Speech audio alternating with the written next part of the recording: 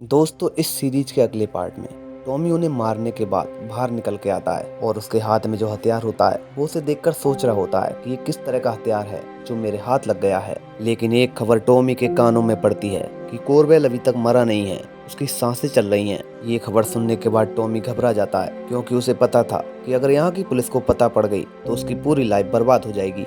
तभी अगले सीन में इंस्पेक्टर को दिखाया जाता है जो फिलिन से एक सौदा करती है। वो उससे कहती है कि तुम्हारी दुनिया को बचाने की काबिलियत मुझ में है और मेरी दुनिया को बचाने की काबिलियत तुम में है, तो मैं ये चाहती हूँ कि तुम मेरी दुनिया को बचाओ और मैं तुम्हारी दुनिया को बचाऊंगी। फिलिन इंस्पेक्टर से कहती है कि अगर ऐसी बात है तो मेरी माँ दोबारा से अंधी हो चुकी है, उसे दोबारा से ठीक करो। इंस्पेक्टर फिलिन से कहती है कि तुम्हारी माँ ठीक तो नहीं हो सकती और उनके पास जीने के मात्र 23 दिन बचे हैं। ये सुनने के बाद फिलिन पेरीफेरल से बाहर आ जाती है और उदास होने लगती है। अगले सीन में चेरिस एस के पास जाती है क्योंकि उसे पता था कि एस को लैब के बारे में बहुत कुछ पता है। इधर एस भी लैब से बहुत ज्यादा गुस्सा थी क्योंकि लैब ने उसके बॉयफ्रेंड को मारा था। वो चेरिस को सारी डाटा वाली बात बता देती है। वो उससे कहती है कि तुम्हारा सारा डाटा फिलिन के दिमाग में है और इसीलिए लिव फ्लैन को बार बार अपने पास बुलाता है। चेरिस एस से कहती है कि मैं लिव को मार दूंगी अगर तुम मेरा साथ दो, तो एस साथ देने के लिए तैयार हो जाती है और उससे कहती है कि तुम जो भी काम करोगी मुझसे बता कर करोगी।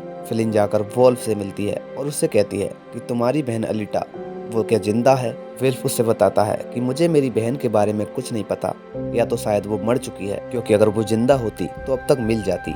वो अपनी सारी बचपन की यादें फिलिन से बताने लगता है कि कैसे कैसे वो अलीटा से मिला था। फिलिन विल्फ से अपने आप को जोड़ने के लिए कहती है। उसे जोड़ने के बाद फिलिन पता लगा लेती है कि आखिर अलीटा बेटल कहाँ है और तभी वो जगह विल्फ को भी याद आ जाती है और वो अलीटा को लेकर वहाँ जाने लगता है। एस विल्फ और फिलिन पर नजर रखे हुए थी। वहां जाते ही विल्फ को अलीटा का बचपन का रूप दिख जाता है। अलीटा विल्फ को अपने साथ चलने के लिए कहती है लेकिन वो फिलिन को आने से मना करती है क्योंकि अलीटा नहीं चाहती थी कि उन दोनों के राज किसी को भी पता चले और वो ये भी जानती थी कि एस की नजर उन दोनों पर है।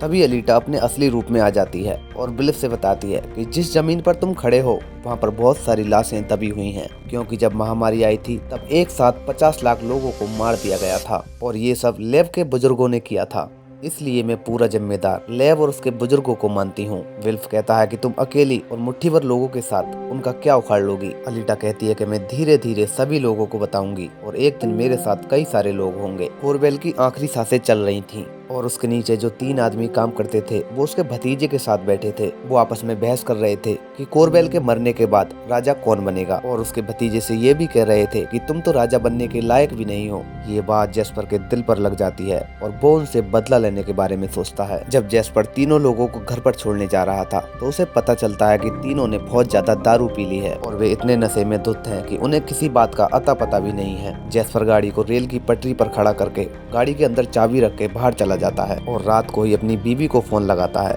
और उससे कहता है कि तुमने मुझे लूजर कहा था। बिली जेस्पर से कहती है कि मेरा वो मतलब बिल्कुल नहीं था, तुम तो बहुत अच्छे आदमी हो और इसीलिए मैंने तुमसे शादी की है। तभी जेस्पर को एहसास होता है कि वो बहुत गलत काम कर रहा था। वो जैसे ही उन्हें बचाने के बारे में सोचता है वो देखता है कि ट्रेन काफी पास आ चुकी थी। जेस्पर उन्हें बचाने की काफी ज्यादा कोशिश करता है लेकिन वे नशे में बहुत ज्यादा धुत थे और थोड़ी ही देर में गाड़ी ब्लास्ट हो जाती है। अगले सीन में फिलिन अपने घर जा रही थी, तभी रास्ते में उसे टॉमी मिल जाता है। वो फिलिन से बताता है कि हमारे यहाँ जो मिसाइल का सेंटर बना है कुछ लोग उसे उड़ाने की बात कर रहे थे और वो तुम्हारे और बर्टन के बारे में भी कुछ बातें कर रहे थे। अगर तुम्हें ऐसी बात कोई भी पता है तो प्लीज मुझे बता दो। फिलिन टॉमी से कहती है कि ऐसी बात मुझे कुछ नहीं पता है, तुम हमारा पीछा करना छोड़ दो। घर जाने के बाद फिलिन तुरंत पेरीफेरल के अंदर जाती है और वहाँ जाकर एस से मिलती है और उससे टॉमी की कही सारी बात बताती है। एस उससे बता देती है कि तुम्हारे दिमाग में डाटा है और चेरिस तुम्हें मारना चाहती है, वो तुम्हें मारने के लिए कोई भी कदम उठा सकती है। बाद में फिलिन वहाँ के इंस्पेक्टर से जाकर मिलती है और उनसे नया स्टफ तैयार करने के लिए कहती है क्योंकि वो चाहती थी कि रियल दुनिया में वो हमेशा के लिए मर जाएगी और स्टफ में हमेशा जिंदा रहेगी क्योंकि चेरिस सोचेगी कि फिलिन तो मर चुकी है और इस बात के लिए इंस्पेक्टर मान जाती है। नया स्टफ तैयार करने के लिए कुछ कंडीशंस थीं जिन्हें फिलिन को फॉलो करना था और वो बहुत कठिन थीं। कुछ ही देर में फिलिन चेरिस के फ्यूचर वाले सिस्टम को बर्बाद कर देती है। चेरिस उसे रोकने की कोशिश भी करती है लेकिन फिलिन कहाँ रुकने वाली थी, वो वहाँ से टाइम ट्रेवल की मशीन को लेकर आ जाती है।